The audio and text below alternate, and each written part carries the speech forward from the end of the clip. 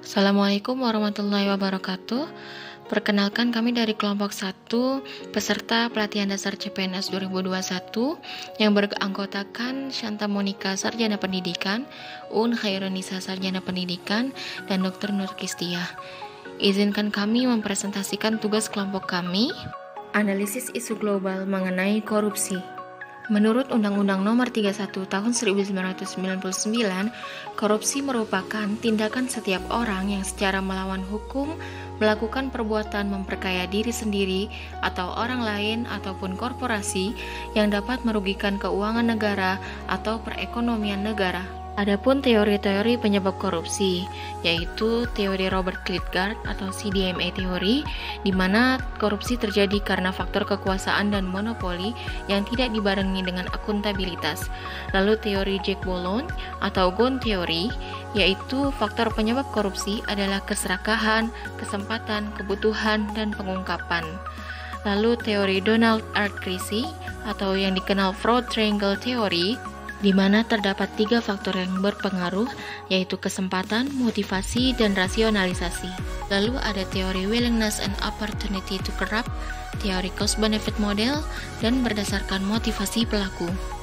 Nah, setelah kita mengetahui teori tentang korupsi, hari ini kita akan mengidentifikasi isu seputar korupsi dengan menggunakan metode pentahelix. Yang pertama yaitu government, di mana ada isu Gubernur Sulawesi Selatan Nurdin Abdullah diduga menerima suap dan gratifikasi senilai 5 miliar rupiah dari Direktur PT Agung Perdana Bulukumba sebagai fee untuk penentuan proyek infrastruktur. Isu yang kedua yaitu di bidang bisnis, Crazy Rich yaitu Samintan melakukan tindak pidana suap untuk proyek pembangunan PLTU Riau 1 sebanyak 5 miliar rupiah kepada Eni Suragi selaku anggota Komisi Energi DPR RI. Pentahelix yang ketiga yaitu di bidang akademik, di mana Bupati Cianjur Ivan Rianto Mukhtar ditetapkan sebagai tersangka dalam kasus dugaan suap terkait pemotongan dana alokasi khusus atau DAK pendidikan di Kabupaten Cianjur tahun 2018. Yang keempat yaitu pentahelix di bidang community, di mana komunitas anti korupsi di Indonesia ini kurang berperan aktif dalam pencegahan tindak pidana korupsi. Selanjutnya yang terakhir yaitu media, di mana masih kurang berperannya media massa dalam mencegah tindak pidana korupsi. Selanjutnya setelah kita identifikasi, kita akan menganalisis dan menyusun alternatif pemecahan isu atau pemecahan masalah tersebut menggunakan metode USG, urgensi, seriousness, dan growth ya. Isu yang pertama, isu Gubernur Sulawesi Selatan Nurdin Abdullah. Ini urgensinya kami berikan poin 5, seriousness-nya 5 poin, dan growth-nya 5, totalnya adalah 15. Isu yang kedua yaitu Crazy Rich Samintan melakukan tindak pidana suap. Itu urgensinya kami berikan poin 4, seriusnya 5, growth-nya 4, dan totalnya adalah 13 ya. Untuk isu yang ketiga yaitu Bupati Cianjur Ivan Rianto Mukhtar. Ini urgensinya kami berikan poin 4, seriousness-nya 3, dan growth-nya ini adalah 3. Totalnya adalah 10. Isu yang keempat yaitu komunitas anti korupsi. Ini kami berikan urgensinya poin 3, seriousness-nya 2, growth-nya 3, kemudian totalnya adalah 8.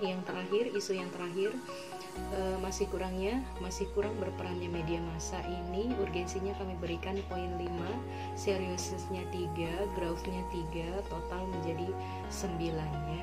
Dari analisis ini kami mengangkat satu isu yaitu Gubernur Sulawesi Selatan Nurdin Abdullah yang totalnya yaitu 15. Selanjutnya, analisis sampai ke akar permasalahan dengan fishbone analysis.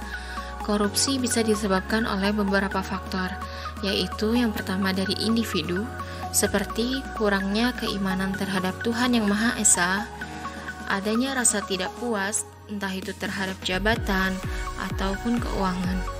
Lalu gaya hidup yang konsumtif, dan pengetahuan korupsi yang kurang. Lalu dari faktor material, adanya ketidakseimbangan antara penghasilan yang terbatas dan kebutuhan yang banyak. Dari organisasi, kurangnya transparansi, yaitu kurang terbukanya pengelolaan keuangan, serta kurangnya pengawasan internal.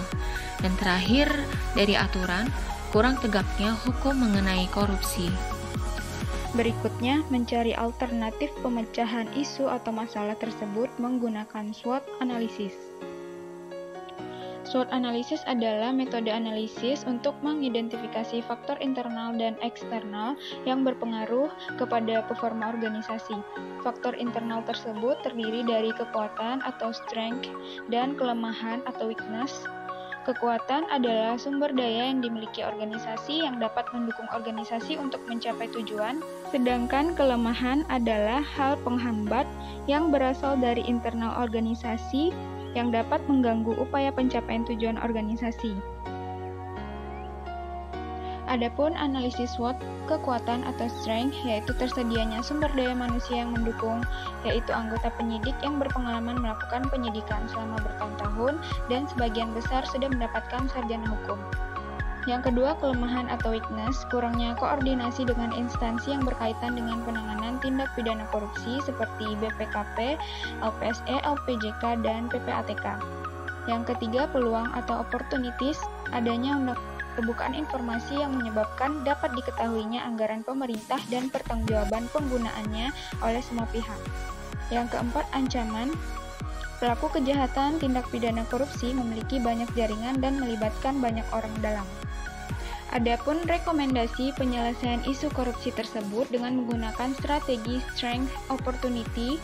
Yang pertama, pemanfaatan sarana dan prasarana untuk melakukan penyelidikan terhadap tindak pidana korupsi secara maksimal. Yang kedua, penggunaan teknologi digital untuk mempermudah pemantauan aktivitas mencurigakan sehingga meminimalisir kesempatan untuk melakukan korupsi. Yang kedua, dengan menggunakan strategi weakness opportunities adalah dengan cara meningkatkan hubungan atau relasi terhadap instansi terkait guna mempermudah dan mempercepat penyidikan korupsi. Yang kedua, mengirim penyidik untuk belajar mengenai penyidikan tindak pidana korupsi agar terjadi peningkatan kemampuan dalam penyidikan. Baiklah, demikian yang dapat kami sampaikan. Assalamualaikum warahmatullahi wabarakatuh.